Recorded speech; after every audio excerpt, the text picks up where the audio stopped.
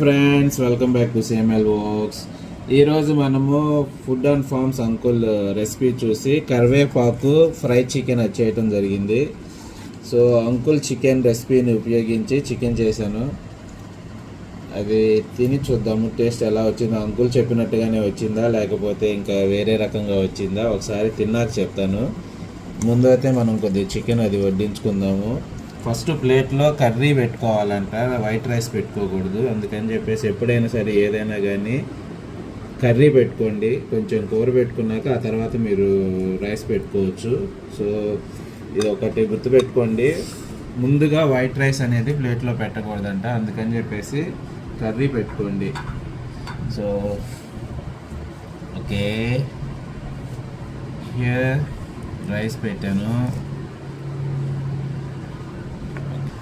Okay, మనము taste చూద్దాము. నేనైతే అంకుల్ రెసిపీనే ఎగ్జాక్ట్గా అంకుల్ రెసిపీనే ఫాలో అయ్యాను. సో ఒక నిమ్మకాయ అయితే కొంచెం అలా పిండుకుని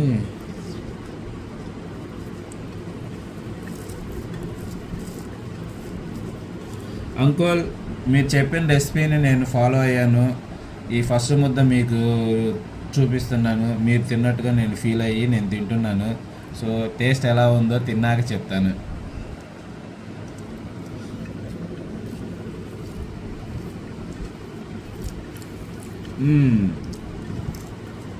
సూపర్ సూపర్ సూపర్, చాలా బాగుంది. అంకుల్ చెప్పిన రెసిపీని ఫాలో అయితే టేస్ట్ మాత్రం చాలా అద్భుతంగా వచ్చింది. ఈ టేస్ట్ చేయటంలో మా ఆవిడ చాలా చాలా సహకరించి ఆవిడే చేసింది మొత్తం, నేనైతే ఏం చేయలేదు.